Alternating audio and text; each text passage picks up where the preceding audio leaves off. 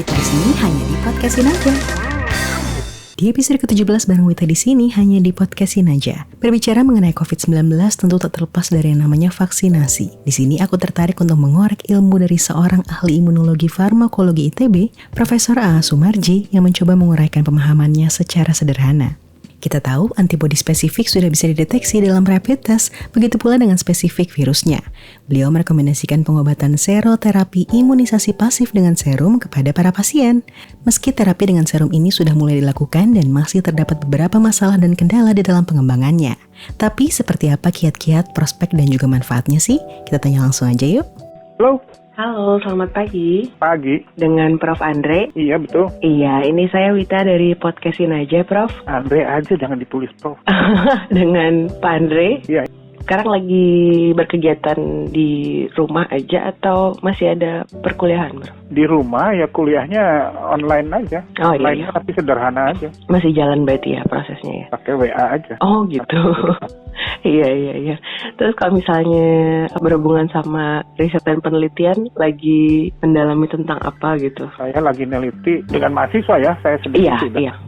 Udah enggak ya. Iya. Satu mengenai protein ya untuk mengobati gangguan ginjal. Kemudian yang lainnya itu ini melihat pengaruh minuman-minuman itu loh yang macam-macam itu. Oh, isotonik minuman dari gitu Thailand ya? atau apa gitu kita ambil, kita coba di hewan apa yang terjadi pada hewan. Itu minuman Mempengaruhi kesehatannya enggak, sistem imunnya dipengaruhi enggak. Oh, I see. Minuman isotonik bukan sih, Prof? Oh, bukan. Oh, beda lagi minuman ya? yang dijual di mall-mall itu loh. Oh, Yang kayak dari Thai tea atau apa itu macam-macam kan. Thai tea. Oh, iya. Sama sempat baca juga sedikit tentang imunodulator ya. Iya. Ya itu termasuk apa minuman itu mempengaruhi sistem imun nggak, meningkatkan sistem imun nggak. Imunomodulator itu kan bahan yang bisa mempengaruhi sistem atau respon imun di tubuh kita. Ya itu sebetulnya nama umum. Jadi bisa menurunkan, bisa meningkatkan. Cuman arti di kita biasanya kan terus orang mikir, masyarakat mikir meningkatkan imunomodulator itu. Karena gitu. Modulasi itu kan bisa menekan, bisa naikin. Oh, tergantung tubuh kita juga kali ya, pertahanan tubuhnya juga ya. Iya. Kita mau bahas tentang corona nih, Prof. Iya. Sempat baca juga di postingan Facebook ya, miliknya Prof. Ari Karimah ya. Oh, Karimah ya.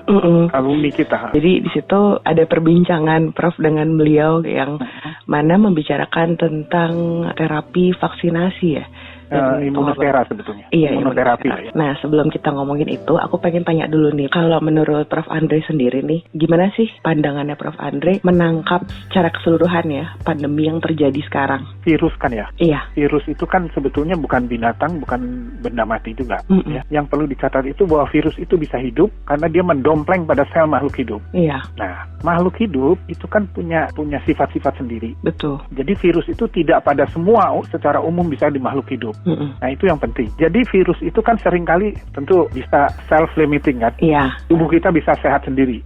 Ya, sebab kalau enggak kita pasti sering sakit. Iya. Jadi tubuh punya kemampuan itu. Nah, itu kemudian yang perlu dicatat barangkali oleh masyarakat bahwa yang namanya penyakit infeksi termasuk virus dan mikroba itu ya, itu bisa menyebabkan gangguan pada tubuh kita kalau dia bisa hidup di tubuh kita. Oke. Nah, tubuh kita tidak diam kan? Kita punya struktur lah ya, paling gampang ya. Punya struktur, punya sifat. Jadi tidak semua mikroba bisa hidup di tubuh kita. Kalau yang nggak bisa ya dia nggak menyebabkan penyakit, gangguan. Okay. Ya. Itu satu yang perlu diperhatikan. Kemudian yang kedua, kalau misalnya dia cocok hidup di tubuh kita, bisa masuk ke tubuh kita.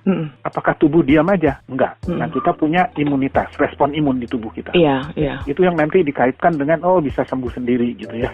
Nah, tentu itu sangat tergantung pada kondisi tubuh kita. Oke. Orang sering menyebutkan di dalam ilmiah bahwa tubuh itu homeostasis. Iya. Bisa menanggapi semua cuaca atau perubahan-perubahan. Suhu tubuh kita misalnya tetap aja 37, 36. Iya. Nah itu. Jadi itu yang harus ditanggapi. Kemudian itu kan bisa sembuh sendiri tergantung kondisi tubuhnya. Jadi kondisi tubuhnya yang harus dipelihara. Makanya disuruh istirahat, makan bergizi. Ya, sayangnya di kita ini kan pengetahuan gizi masyarakat umum nih ya. Iya. Nggak apa ya, kurang lah atau perlu digalakan ya. Saya pernah memperhatikan negara Malaysia, kalau nggak salah tahun 80-an gitu ya. Iya. Mereka punya program gizi di negaranya. Kalau kita, Ibu Wita di mana? Dimasukin ke PKK barangkali ya program gizinya ya? Iya.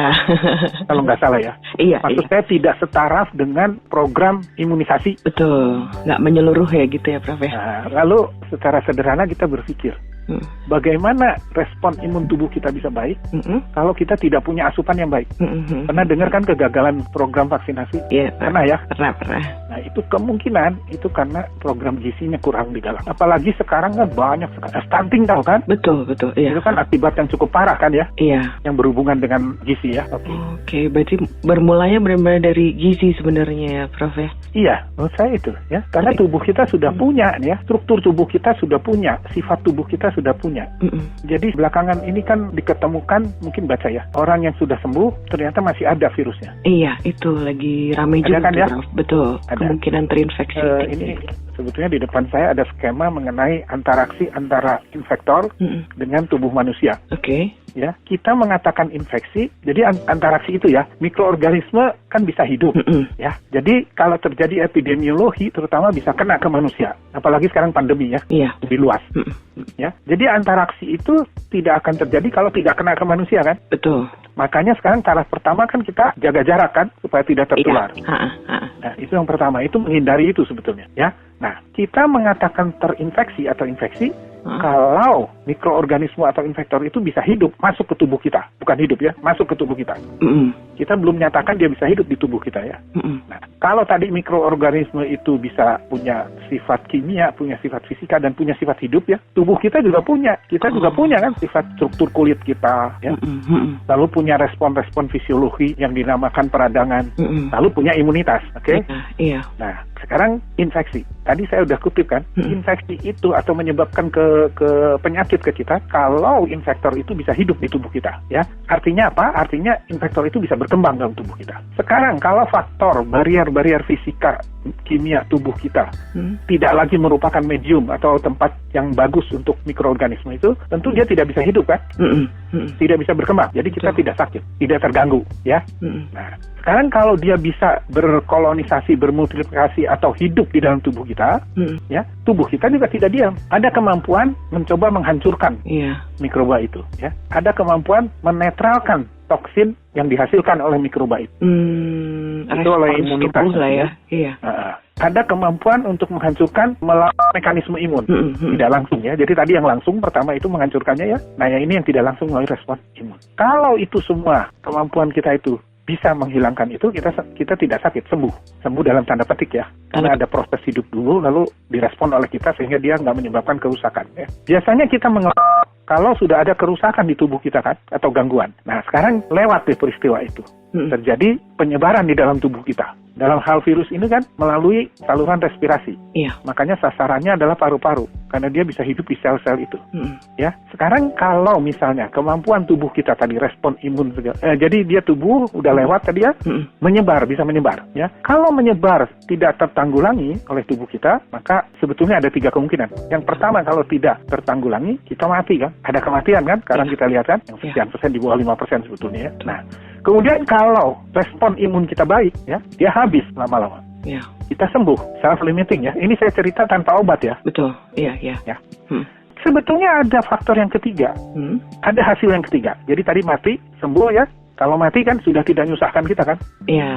Tinggal proses pemakaman aja. Iya. Ya. Kemudian sembuh, tidak menyusahkan kita juga kan. Iya. Nah, ada bagian yang ketiga. Yang ketiga itu kemungkinannya adalah kita infeksi kronis. Oke.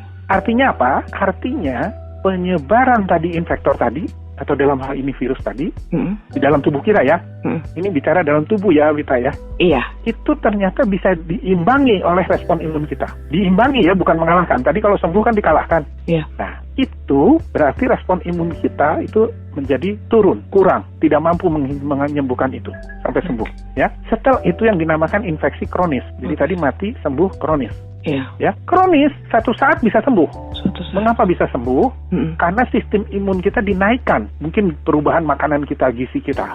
Itu kan yang sekarang dilakukan di dalam isolasi itu kan? Iya, isolasi. Ya? Jadi sembuh.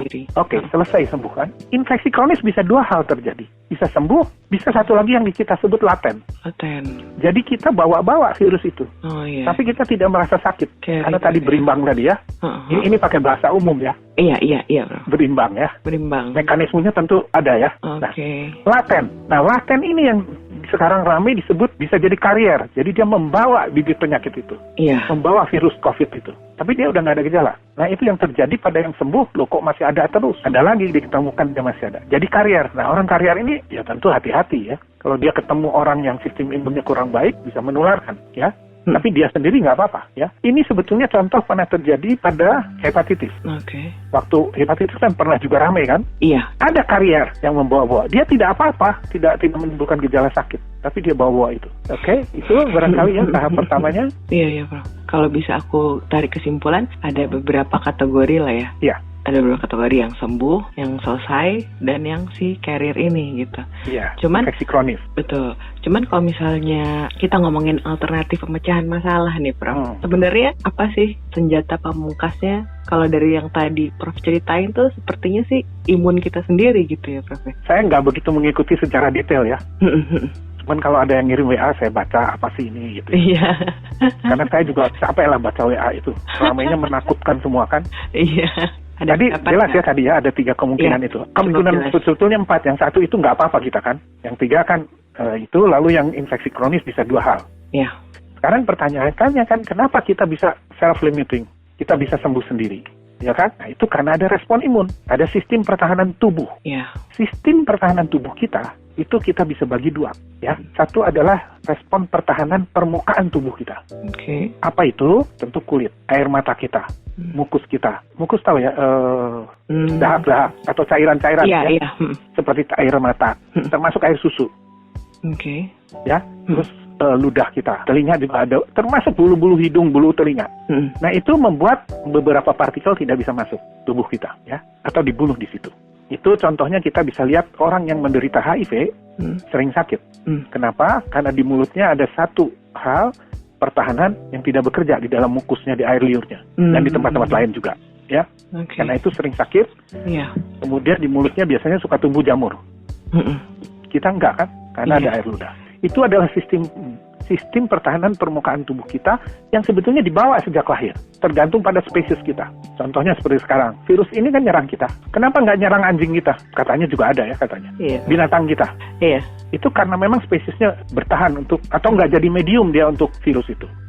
Mungkin pernah dengar kan ada AC2 atau apa ramai kan? Itu adalah perantara sehingga dia bisa masuk ke sel kita. Yang kedua, tadi sistem pertahanan permukaan. Yang kedua adalah sistem pertahanan jaringan di dalam tubuh. Jadi kalau dia berhasil menembus masuk ke darah misalnya ya. Ada 2 lagi. Satu yang sifatnya spontan dari tubuh kita melawan dia, non-spesifik ya. Jadi mikroba apapun dibasmi dengan cara itu. Jadi kita punya sel-sel, punya tentara-tentara yang bisa menangkap itu lalu dihancurkan. Prosesnya namanya opsonisasi, fagositosis, tapi tidak spesifik. Jadi dia terhadap semua macam-macam. Yang kedua yang sifatnya spesifik, itu respon imun. Jadi kalau COVID masuk, tubuh kita, ini yang jaringan ya, yang respon spesifik ya. Yang kedua, berproses mengeluarkanlah antibodi misalnya, ya. Jadi tubuh kita, darah kita ada antibodi. Itu kira-kira waktunya seminggu, 2 minggu gitulah. Kita keluar tubuh kita produksi itu. Setelah terkena. Setelah kena dengan infektornya atau dengan virusnya. Apa gunanya antibodi? Antibodi itu bisa mengenali si virus itu. Kemudian dijadikanlah prosesnya, dikenalin, dibuat cirinya, diperkenalkan kepada sel kita yang mampu melakukan fagositosis tadi. Fagositosis itu menghancurkan benda-benda yang masuk tubuh kita, termasuk mikroba itu ya. Opsonisasi fagositosis menjadi mudah dengan adanya antibodi. Tapi antibodi juga bisa menetralkan racun. Misalnya kita digigit ular, ada toksin kan keluar? Toksinnya dinetralkan oleh antibodi. Nah, sekarang yang menarik, kita dites kan, di screening. Kita baca kan? Metode screening yang pertama kali dilakukan itu adalah apakah di tubuhnya itu ada antibodinya. Tadi kan saya cerita, setelah masuk infektor lalu diproduksi antibodi, ya. Tapi saya sebetulnya heran, kenapa antibodinya nggak spesifik, nggak terlalu tepat. Sekarang baru diberitakan kan, itu kurang tepat kan? Benar nggak? Saya baca itu, loh kenapa itu yang digunakan? Nanti yang kedua, kenapa kalau kita tahu itu nggak melakukan hal seroterapi? Lalu tes yang kedua kan mendeteksi ciri daripada vaksin itu, dari virus itu. yang metodenya namanya apa ini kan saya agak suka lupa. RT PCR. PCR. Ya, R kecil, R besar, RT PCR. Jadi itu menganalisa susunan atau molekular dari virus itu. Ya. Jadi itu mestinya lebih akurat kan? Berarti benar di tubuhnya ada itu. Iya. Ya, oke. Lalu kalau tesnya itu kita bisa membuat, kalau tes itu kan berarti ada reaksinya kan ya, ada reagennya ya? Iya, iya. Reagennya itu bisa mendeteksi antibodi kan tadi ya yang pertama ya? Karena yang dideteksi IgM itu kan? Iya. Ada nggak muncul antibodinya? Ya kan? Nah, berarti kan kita punya antibodi kan mestinya? Atau bisa tahu tentang virus itu, struktur virus itu? Iya. Sifat spesifik dari virus itu? Ya? Berarti kita mestinya bisa memproduksi antibodi dong. Iya. Di dalam makhluk hidup, di dalam tubuh. Seharusnya iya betul, Prof. Ya, betul nggak? Ini betul. Kalau saya tuh kalau mikir ya selalu pakai ilmu dasar. Iya. Saya terlepas dari itu bagaimana kesulitannya membuatnya ya. Iya, betul. Ya. Iya. Karena terus terang, Wita bisa bicara sekarang pakai ilmu dasar ada. Kalau nggak bisa. Betul, Prof. Semua itu pasti pakai ilmu fisika, pakai ilmu kimia. Iya. Ya. Oke. Jadi saya kalau ajarin mahasiswa saya juga begitu. Ilmu dasar yang saya ajarin. Saya nggak ngajarin yang sophisticated itu, yang sukar-sukar itu. Biar katanya sukar. Biar mudeng ya, Prof ya. Oke. Jadi ada antibodinya. Kenapa kok nggak dipakai itunya buat ngobatin orang? Nah. Antibodinya. Nah, itu sejarah sudah lama dikenal. Ilmu itu.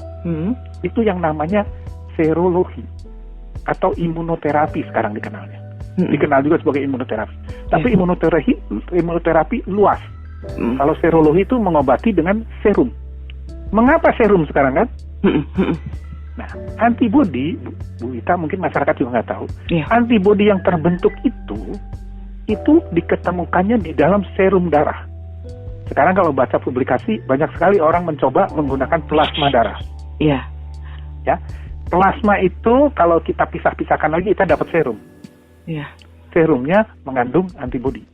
Ya, itu juga pertanyaan saya, mengapa tidak serum? Kenapa harus plasma dicoba? Kenapa saya timbangkan harusnya serum? Karena plasma itu lebih kaya bahan-bahannya, isinya, daripada serum. Daripada serum darah. Ya, jadi mestinya kita kan yang memerlukannya antibodi aja. Kalau bisa kita dapat antibodinya saja yang untuk obat kan.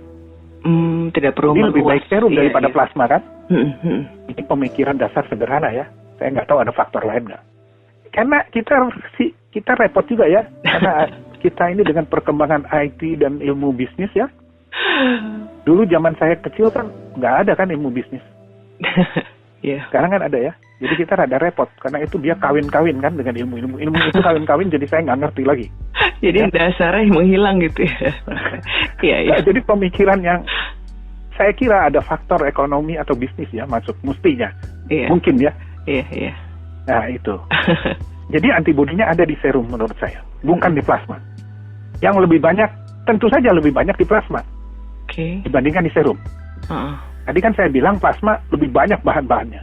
Iya. Kalau kita pisahkan menjadi serum, tentu lebih sedikit kan, jadinya turun kan. Betul. Ya. Sama dengan kita kalau kita bikin masakan macam-macam, kita ambil apanya satu macam, tentu banyak di yang semula daripada yang kita pisah-pisahkan kan. Karena ada yang hilang kan di sebagian kan. Di campurannya yang itu. Tapi sebenarnya antara serum dan plasma itu sendiri, kenapa lebih berat ke plasma gitu? Kenapa nggak serum? Kalau dari pandangan Prof sendiri, ada jawaban untuk itu nggak? Nggak mesti yang bisa diterima gitu. Iya betul. Ya. Tadi yang saya bilang. Jadi begini ya, darah kan saudara tahu kan komposisinya ada sel, ada protein, lalu ada air tentunya. Iya. Darah total itu kalau kita pisahkan gitu, disentrifusi atau dibiarkan gitu. Iya. Akan terjadi koagulasi, lalu di atasnya kita dapat cairan. Itu serum. Jadi bahan-bahannya yang tidak larut itu semuanya hilang, sel-selnya hilang. Ya. Nah, kalau plasma, ya itu darahnya tidak membeku, jadi masih ada di situ macam-macam protein. Memang selnya terpisah. Jadi kalau darah kita tidak buat dia jadi dikasih anti beku ya, kemudian kita sentrifusi, kita dapatnya plasma. Kalau tadi setelah membeku ya, cirinya apa yang sederhana secara fisik, cairannya lebih jernih serum daripada plasma. Ya, bening loh, Prof ya. Mungkin mikirnya itu. Kalau saya mikir kenapa serum? Serum berarti kan antibodinya lebih murni kan di situ. Karena nggak ada macam-macam bahan lain. Atau katakanlah serum itu lebih tidak kaya daripada plasma. Plasma lebih kaya daripada serum. Tapi maksudnya untuk si pasien ini lebih manfaat yang mana kan gitu, Prof? Makanya saya bilang tadi mungkin kita menggunakan plasma karena dipikir pertama sederhana ngambilnya ya. Kedua ya kaya, lebih banyak. Serum lebih sedikit kan isinya. Macam-macam isinya maksud saya. Tapi kita kan memerlukan antibodi. Antibodinya kan ada di serum. Kenapa sekarang namanya serum dikasih nama imunoglobulin? Sering kan dilihat IG itu imunoglobulin, bukan Ignatius, imunoglobulin. Kenapa namanya imunoglobulin? Karena di dalam darah kita ada fraksi protein terlarut yang namanya globulin. Itu adanya di serum. Kalau serum kita pisah-pisahkan protein-proteinnya, protein tentunya ya strukturnya maka nanti akan terpisah satu fraksi yang berhubungan dengan antibodi, fraksi antibodi. Jadi dia merupakan fraksi dari globulin antibodi itu. Karena dia globulin itu berfungsi memberikan pertahanan tubuh, makanya diberikan nama imunoglobulin. Jadi fraksi globulin darah yang mempunyai kemampuan imunitas atau kekebalan. Cukup jelas tuh, Prof ya. Ya, jadi kita jangan ruwet ya. Oke. Nah, kemudian antibodi itu apa sih sebetulnya? Atau imunoglobulin ini? Ini adalah molekul yang bisa mengenalin infektor yang menginduksinya tadi, yang menyebabkan dia diproduksi, secara spesifik. Jadi keunggulan mengobati dengan antibodi itu spesifik. Kemudian di dalam imunologi, yang namanya infeksi atau bahan asing itu kita namakan antigen. Kenapa namanya ada antibodi, ada antigen kan? Karena antigen itu adalah singkatan dari antibody generator. Jelas ya? Jelas. Jadi karena kena antigen, akan diproduksi antibodi yang spesifik terhadap antigen itu. Jelas ya, Lita? Sederhana kan? Sederhana, Pak. Ya. Nah, zaman dulu orang menggunakan, waktu imunologi dikembangkan, itu menggunakan pengobatan seroterapi sebetulnya yang sesudah vaksin ya. Dulu kan diketemukan waktu zaman cacar. Di Inggris ada wabah cacar oleh Dr. Evan Jenner. Ini jangan lupa jas merah ya, di dalam ilmu juga jas merah itu perlu ya. Kalau itu dilupakan, jadi ruwetlah kita mencari-cari yang baru-baru aja tuh. Dia lihat kan, sapinya borokan semua kan, orang pada borokan. Tapi kenapa gadis-gadis pemerah susu kok enggak? Tetap dia cantik, mulus. Kenapa? Lalu Dr. Evan Jenner aneh ya, kenapa? Dia ambil itu boroknya si sapi ya. Ini sederhana ceritanya ya. Lalu dia oleskan ke luka tukang kebunnya dia lah. Ya, namanya Peter kalau nggak salah ya. Lalu si Peternya sakit, demam. Kaget kan dokter itu. Lalu dia balik beberapa hari lalu masuk, tapi kok sehat dia malahan. Orang lain kena wabah, cacar dia enggak malahan. Lalu dia pikir, berarti kalau kita berikan penyakit itu ada sesuatu di tubuh kita yang membuat dia justru jadi nggak sakit. Imunitas itu. Nah, itu antibodi yang diketemukan. Ternyata di darahnya, di serumnya ada molekul baru katanya. Nah, itu kemudian nanti lama-lama dikembangkan oleh Louis Pasteur, jadilah vaksin. Vaksinasi atau vaksin. Jadi vaksin itu apa? Bibit penyakitnya. Tapi ingat, bibit penyakitnya harus dilemahkan. Jangan sampai dia menjadi muncul penyakit nanti malah dikasih itu. Iya. Ya kan? Karena itu vaksin mestinya adalah bibit penyakit yang dilemahkan. Tapi ada beberapa vaksin yang berasal dari vaksin hidup, vaksin yang masih galak. Ada, tapi dikontrol jumlahnya ya. Ada, Prof? Ada. Polio ada 2. Ada yang aktif hidup, ada yang mati. Itu tergantung dibuatnya asalnya. Kasuistik gitu ya? Iya. Makanya sering dengar kan, ada orang di polio malah sakit. Mungkin kelebihan ya. Mungkin, saya juga nggak tahu. Gitu. Apalagi polio kan satu-satunya vaksin yang diberikan secara oral kalau nggak salah. Diminum kan? Tapi kalau boleh tahu lagi ya, lebih dalam gitu, proses mendapatkannya itu sesederhana yang Prof ceritakan tadi. Saya kan bilang, saya nggak punya ilmu canggih. Itu ada nanti ilmunya, ada bioteknologi segala macam dipakai di situ ya. Tapi intinya bahwa dia ada serum, ya kita ambil serumnya. Betul nggak? Betul. Tapi ingat, ini juga pertimbangan kenapa saya bilang plasma dengan serum kok kita lebih senang pakai serum. Ingat ya, dia lebih kurang kaya. Kaya itu artinya bahan-bahan kimia yang terkandung di serumnya itu lebih sedikit, macam-macamnya ya. Berarti related to quantity ya, Prof ya? Quantity bahan-bahan lainnya ya. Quantity bahan-bahan. Karena kita kan maunya antibodi kan. Antibodinya juga tentu berkurang karena di waktu proses pemisahan kan menurun pasti kan. Ya, tapi gini, tubuh kita kalau kita mau mengobati seseorang, maunya kan dikasih obat yang paling spesifik kan? Harusnya sih, Prof. Ingat ya, kita makan sesuatu bisa kemana-mana itu yang kita makan ya. Efek. Contoh konkret, mudah-mudahan nggak ada ya, cuman pengakuan aja. Punya nggak teman yang kanker? Iya. Punya? Iya. Diobati kan dengan kemoterapi? Iya. Kankernya kan bukan di rambut, tapi rontok kan rambutnya? Iya. Jadi dia bekerjanya tidak spesifik terhadap kankernya saja kan? Iya. Maunya kan begitu kan kita? Ya, oke, yang paling gampang lagi. Anda pernah sakit pusing, sakit kepala? Sering, Prof. Makan kan paracetamol, atau apalah, ibuprofen, apa itu ya? Iya. kemudian sakit perutnya perih. Iya. Kenapa? Ternyata memang senyawa yang menyebabkan kita rasa pusing, sakit itu diturunkan memang dengan paracetamol atau dengan obat-obat itu ya. Iya. Tetapi ternyata dia juga menurunkan senyawa yang melindungi lambung Anda. Makanya lalu muncul sakit lambung. Lalu kita katakan itu efek samping dari obat itu. Iya, betul. Iya kan? Jadi obat itu nggak ada mata ya. Nah, kita kembali ke antibodi. Iya. Antibodi ya. Antibodi dibentuk oleh tubuh kita. Oh, saya ingin kasih catatan ke Anda. Bahwa tubuh kita itu sangat miracle. Belum mencintai orang lain, cintailah tubuhmu sendiri. Itu konsep saya. Iya. Ya. Miracle. Bukan main Allah itu membuatnya. Ya. Nah, udah kita kembali. Antibodi itu merupakan respon kalau diberi infektor kan. Kalau masuk anti-infektor, antigen tadi yang gitu. Antibodi generator. Dia itu spesifik terhadap antigen itu kerjanya. Jadi kalau Anda kena infeksi virus itu lalu diberikan pengobatannya dengan antibodi yang antivirus itu, ya, yang dibentuk karena virus itu kan spesifik kerjanya kan. Kalau kerjanya spesifik, biasanya hasil kerjanya gimana? Ya bagus, maksimal, efisien ya. Lalu efek sampingnya turun kan? Ya, seharusnya. Ya bro. Saya khawatirnya menggunakan plasma yang tadi kaya bahan-bahan lain dibandingkan serum, efek sampingnya bisa lebih banyak daripada menggunakan serum. Karena ada bahan-bahan lain yang mungkin tidak cocok terhadap pasien tertentu. Memang darahnya manusia ke manusia lagi. Tapi saudara tahu kan di dalam transfusi darah harus segolongan kan? Iya. Dan ya, itulah kira-kira gambaran sederhananya. Mengapa serum mestinya lebih baik untuk menghindari. Dari segi jumlah mungkin dia lebih sedikit. Oke, contoh yang lain adalah pengobatan yang menggunakan serum ini apa sih? Apa? Iya, Prof, benar. Orang digigit anjing gila. Rabies. Ya, itu neurotoksin. Orangnya gila juga kan? Ya. Lalu ngobatinya gimana? Langsung dibawa disuntiknya dengan serum anti rabies. Anjing gila kan rabies ya? Anti rabies yang diberikan. Sering ada masalah karena produk anti rabies atau antibodi itu dibuat di kuda misalnya, ya.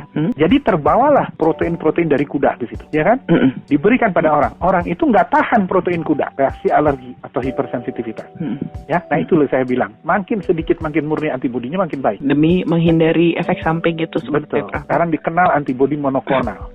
Antibodi monoklonal. Itu sama pengertian sama yang tadi, Prof, atau beda lagi? Sama, hanya antibodinya lebih murni. Hanya satu jenis antibodi. Kalau di dalam serum kan antibodinya pasti banyak kan? Karena kamu kan nggak di ruang steril kan hidupnya. Enggak. Di samping kena virus itu kena yang lain juga kan? Betul. Ini cerita ini kalau tubuh kita itu baik ya.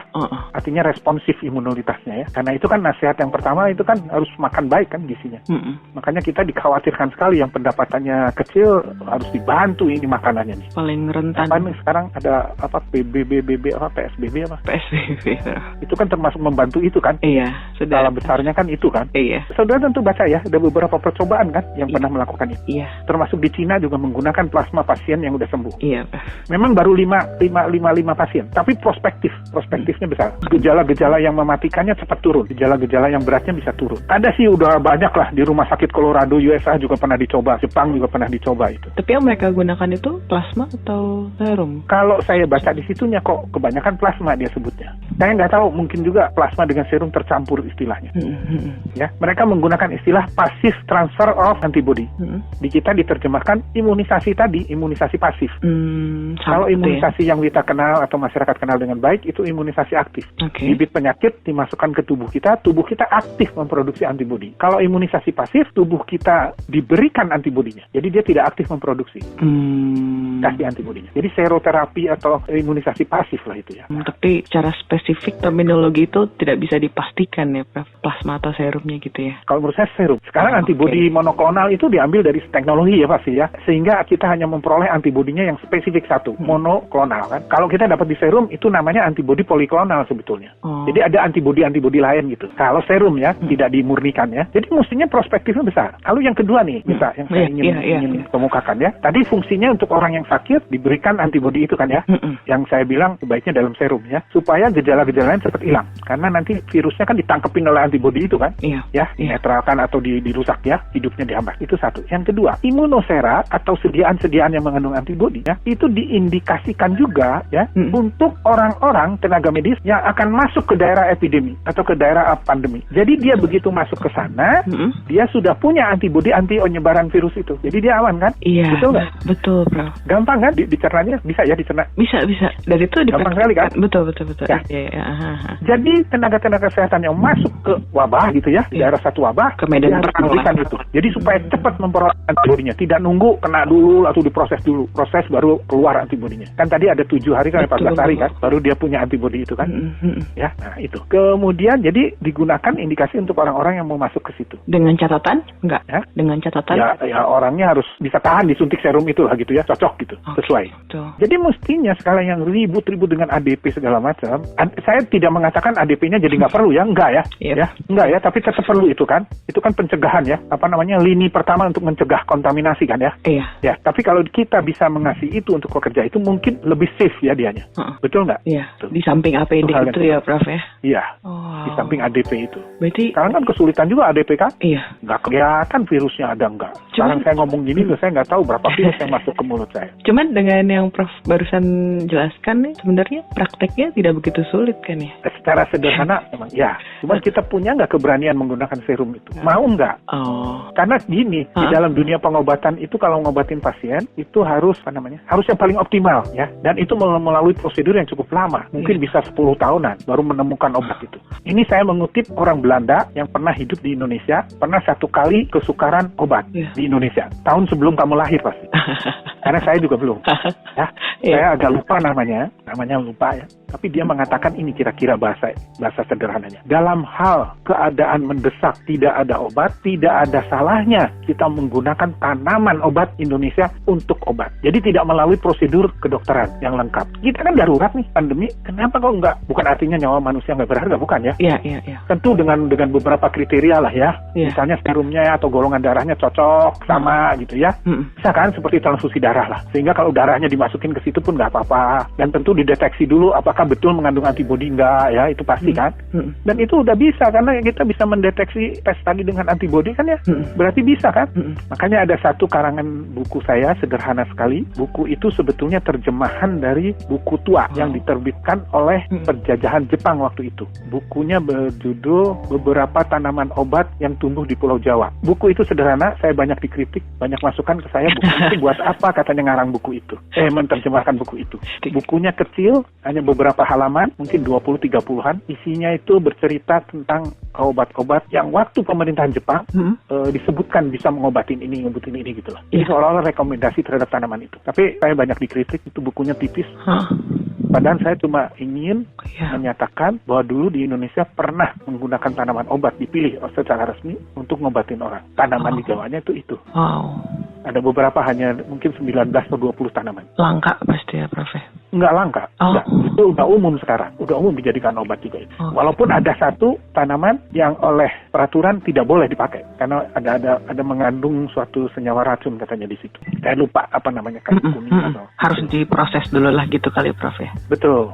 Harus dihilangkan. Menarik itu penggunaan serum. Jadi prospek sekali itu dan mestinya menurut saya mungkin lebih cepat. Tapi kalau kita ngomongin agak teknis nih, Prof, apa aja sih syarat, tata cara dan waktu yang dibutuhkan untuk bisa memproduksi serum itu? Ini mesti tanya Bio Farma. Itu kan kita punya Bio Farma. Ya, Bio Farma bisa lah menurut saya. Harusnya bisa. Ada keyakinan itu ya, Prof ya? Tinggal kan nyari donornya, sukarelawan orang yang sembuhnya itu mau nggak? Nah itu. Kalau biasanya memang tadi kan saya katakan biasanya diproduksi di binatang. Di kuda kan darahnya banyak. Iya. Nah, bisnis kan masuk ke situ ya. Jadi serumnya begitu kita kasih bibit penyakit itu, ambil serumnya. Iya. Seperti rabies segala macam ada yang dari kuda itu. Iya. Tapi ada juga yang dari manusia, yaitu untuk pasien-pasien yang nggak tahan terhadap serum yang berasal dari kuda. Iya. Digunakan serum manusia, human antibody. Harganya tentu lebih mahal. Iya. Kalau boleh saya selingin sedikit, saya banyak bercerita dari pengalaman saya ya. Penggunaan anti rabies saya pernah gunakan untuk asisten rumah tangga saya. Saya pelihara anjing, anjingnya punya anak, kan jadi galak. Saya udah bilang jangan dipegang-pegang anaknya. Waktu kita pergi dia pegang-pegang, dia digigit. Sebetulnya jelas-jelas tidak gila kan anjing saya. Orang bisa saya perintahkan duduk, bisa salaman, tetapi tetangga kan melihat lain, ya kan? Itu pembantu kamu digigit, harus bawa tuh rumah sakit. Jadi saya bawa. Penanganan utama untuk mencegah itu adalah dikasih anti rabies, seroterapi, ya. Saya belilah yang berasal dari kuda, produksi Bio Farma juga, lebih murah kan? Ternyata dia nggak bisa, waktu dites dulu nggak bisa nerima. Jadi terpaksa saya beli yang human, yang dari manusia. Harganya 20 kali atau 10 kalinya. Lebih mahal lah pokoknya. Waktu itu ya udah, anjing saya disuruh bawa ke Bio Farma. Saya bawa kan, suruh duduk, suruh berdiri, bisa kan? Tapi itu it's a long time ya, tahun 70-an, 80-an. Berarti sebenarnya jawabannya bisa ya, Prof? Ya? Mestinya bisa ya, cuman saya kan bukan dalam konteks orang yang mengambil decisi atau apa, karena saya juga nggak meneliti di bidang itu. Sebetulnya kalau kita sedikit nih, Prof, sebelum kita mengakhiri perbincangan, kita kan pernah juga ya, minimal tahulah sebenarnya kan langkah yang tepat untuk menghadapi pandemi. Paling nggak kan banyak lah pakar-pakar di negara kita ya kan, Prof? Ya?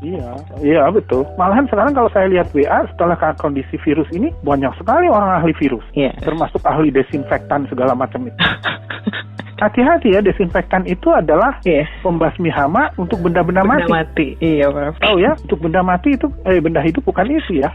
Iya. Ya? Diseptik Dengan ya. orang dimasukin, disemprot semuanya, saya nggak tahu juga itu. Mungkin juga bisa ya, bisa saja mungkin. Cuman agak berlebihan sih kalau menurut saya ya. Logika sih saya kayaknya itu ya untuk berlebihan. proteksi pertama yang gampang dicerna oleh masyarakat ya gitu. Kan kita juga kalau makan cuci tangan lupa. Betul. Akhirnya diare. Cuman lucunya, Prof, dulu kita tuh membenci yang namanya, ya orang awam kebanyakan benci namanya obat ya, atau bahan kimia gitu. Terus sekarang jadi berubah ya, jadi mencintai gitu, Prof. Ya, karena takut terlalu cepat kan inkubasinya atau menyebabkan sakit. Iya sih. Tapi ingat ya, itu biasanya kan yang meninggal karena penyakit ikutan juga kan. Iya, penyerta ya, Prof ya. Di samping usia ya. Tanya, kalau kamu menderita satu penyakit mungkin bisa tahan, begitu 2 penyakit, apalagi yang satu lagi wabah gitu ya. Iya. Kan sulit ya. Sekarang hati-hati ya wabah, DBD ya. Oh, itu juga membahayakan ya. juga, Prof. Diare juga, rasanya diare mestinya musim-musim begini juga ya. Iya. Itu harus ada teman saya juga mengatakan hati-hati DBD, kita sibuk dengan virus. Yang lain ya. DBD yang lebih cepat kematiannya, lebih besar angka kematiannya kan? Iya. Apalagi Jadi ada kesimpulan terakhir mungkin yang lebih bulat supaya bisa didengar nih. Gimana? Pertama yang sangat umum, jangan kita ditakuti gitu ya. Lalu karena kita tahu anugerah Allah kita punya respon imun, ya dimanfaatkan, tapi harus tahu sederhananya beginilah ya. Antibodi bisa diproduksi oleh tubuh kita. Jadi pabriknya tubuh kita ya, oleh generator yang kita namakan antigen tadi, virus tadi. Ya, bagaimana tubuh kita bisa memproduksi antibodi dengan baik kalau kita tidak punya asupan yang baik. Jadi asupan itu jaga diri, gizi itu jaga diri betul-betul. Itu. Kemudian yang kedua, ini agak sedikit itu. Menurut saya pengobatan seroterapi yang terkenal kuno ini, yang sudah dikenal sejak lama, tolong dikajilah, dianalisa kemungkinannya. Ditindaklanjuti. Saya prospektif untuk dikembangkan. Apalagi dalam kondisi obatnya juga masih sedikit ya kita ya. Memang sekarang Balai POM sudah mengeluarkan tuntunan obat-obatnya. Ya, tapi dengan catatan bagaimana kerjanya dan hasil penelitiannya gimana ada di situ. Ya mungkin bisa juga itu nanti dilihat lah. Badan POM mengeluarkan itu obat-obatnya. Baru-baru ini, di mana di situ juga ada atasan saya yang masuk sebagai yang ikut membuatnya ya. Kemudian apa ya? Nah itulah, saya nggak tahu plasma dengan serum. Kalau saya sih ngusulin serum. Usul saya serum. Ya. Kalau bisa dipresentasekan kemungkinan keberhasilannya gitu, Prof. Besar. Kalau obat kita cari kan yang bisa menghambat si virus itu hidup di tubuh kita kan. Ya, antibodi secara spesifik ya menangkapin virus itu secara spesifik ya. Lalu serum kan kita udah tahu memisahkan serum itu udah ilmu zaman dulu lah udah tahu. Bahkan imunologi itu saya itu sekolah nggak pernah dapat pelajaran mata kuliah yang namanya imunologi, tapi serologi karena dimulai dari zaman Iya, tahun 70-an itu serologi di ITB itu mata kuliahnya namanya. Tahun 90-an atau berapa baru saya ganti mata kuliahnya imunologi. Ya. Ya tahun 80 atau 90 lah kalau ini. Barangkali 2 hal itu yang penting, kita jangan terlalu baca web yang menakut-nakutkan terus. Yang penting diri kita dijaga untuk melindungi kawan kita. Betul. Saudara-saudara kita. Karena kalau saya lihat tes-tesnya yang 2 macam itu ya. Satu menguji antibodi, imunoglobulin, lalu satu lagi menguji menemukan vaksinnya itu, mestinya bisa buat vaksin juga. Mestinya ya. Dalam masa yang lebih dekat, lebih cepat. Dengan medium tertentu atau seperti yang umum digunakan aja? Adalah tekniknya, Bio Farma punya ilmu itu. Mesti punya. Atau Yayasan Eijkman punya lah. Donor ya bisa. Ya, ambil dari donor kita boleh. Kalau nunggu misalnya kalau ke binatang sama ya, karena kalau binatang pengen tahu dulu kan antibodinya bermanfaat nggak ya? Iya. Cocok nggak? Bisa, Prof. Saya sangat berharap bisa itu ya. Optimis ya, Prof. Optimis. Virus itu obat spesifiknya kan belum ya, belum. Nah, terakhir banget ya, Prof. Kalau hitung-hitungan jumlah, Prof, dari teori yang Prof kemukakan tadi, kira-kira tercukupi nggak sih kebutuhannya? Gimana, Asal donor ya, karelawannya itu Iya, Prof. banyak, bersedia, ya. Kemudian satu, benar gitulah, deteksinya jujur gitu ya. Mestinya bisa. Kita kan toleransinya tinggi. Ya, betul. Mestinya ya. Tapi saya juga, ya gitulah. Ingat aja lah wabah cacar dah lahirnya gimana dulu, seroterapi itu. Ya. Iya, jangan lupa sejarah ya. Sejarah. Ini udah beberapa pustaka saya coba kumpulkan, banyak sekali udah menggunakan itu, menggunakan plasma darah ya. Kebanyakan plasma yang digunakan. Iya. Plasma orang yang sembuh. Saya kira komentarnya prospektif ya. Coba yuk kumpulkan dah, banyak itu di rumah sakit Colorado, terus yang pertama itu di Cina itu waktu zaman itu ya. Terus ini di mana lagi, banyak kok ini. Berarti Indonesia sekarang udah sampai mana, Prof? Oh, saya nggak tahu, saya nggak ngikutin. Oh, Kemarin sebetulnya ada ceramah dari 3 profesor atau 4 profesor di Jakarta ya. Sayang sekali saya nggak ngikutin. Dia bicara soal itu, plasma, pengobatan dengan plasma, antibodi plasma itu.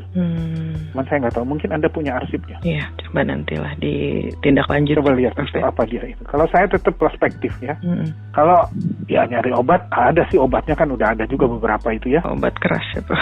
Iya, tentu obat keras ya semuanya. Iya. Apalagi ya barangkali itu pesan saya cuma 2 hal itu ya. Yang satu, masyarakat tenang aja, terus selalu makan, istirahat cukup lah, itu yang penting. Iya. Ya. Lalu yang kedua dari segi pengembangan pengobatannya ya kembangkanlah seroterapi itu. Harus pengobatan spesifik secara ya. lama, tapi lakukanlah pengobatan. Baiklah, Prof. Terima kasih atas kuliahnya, sangat bermanfaat dan Saya juga nggak ngerti karena saya belum pernah wawancara. Saya biasa suka di Radio Ardan. agak nih, Prof. Banyak ilmu tapi merendah nih. Tapi ilmu saya kan ketek. Berarti saya tentu berharap masukan ya. Tapi ini untuk Ibu Wita. Nanti mungkin kalau dianalisa yang memberi masukan, Betul. pasti banyak yang mengatakan saya ini terlalu kecil. Kenapa, Prof? Karena yang saya ceritakan ini terlalu kecil, nggak bombastis, karena ilmu lama kan. Banyak hal sebetulnya ya. Saya juga ingin saya nggak tahu kalau ini bukan bidang saya sebetulnya. Iya. Saya tentu di rumah kan sekarang. Saya juga tidak mau kan tertular, Betul. ya kan? Jadi rumah saya ojonisasi. Oke. Saya berharap dengan ojonisasi si virus-virus yang berkeliaran di mana lah, yang nempel-nempel di mana gitu, Iya. paling nggak rusak lah. Kalau virus itu kalau dirusak supaya jangan bisa masuk lagi ke sel gitu. Boleh coba tuh, Prof ya. Kemudian kalau berjemur, ini juga mungkin bisa ditertawakan usul saya. Yang tadi juga ojonisasi kan nggak ada yang bicara kan. Tapi itu di Vietnam atau di Thailand rasanya ojonisasi dia coba, dia pakai juga. Mungkin kalau berjemur kita tahu virusnya mulut kita, jemurlah rongga mulut Anda juga. Oke. Siapa tahu udah masuk ke situ dropletnya. Mudah-mudahan sinar ultraviolet anugerah Allah ini bisa menguranginya. Ya kan? Kita satu catatan ya, ini boleh ya agak menyimpang ya, tapi ada hubungan sebetulnya. Iya. Indonesia ya, saya mengikuti beberapa ceramah, saya mengkhawatirkan negara kita kan daerah tropikal ya. Betul. Sinar matahari banyak. Iya. Ya, dan kita tahu juga sinar matahari diperlukan di dalam mensintesa vitamin D tubuh. Iya. Ya, saya merasakan kekhawatiran penduduk kita kekurangan vitamin D. Oke. Ya. Kenapa bisa kekurangan? Saya juga bisa mengerti. Pertama adalah diagnosa atau deteksi kekurangan vitamin D itu harganya mahal dan jarang dilakukan. Iya. Ya, dan yang kedua adalah kita jarang sekali mau berjemur.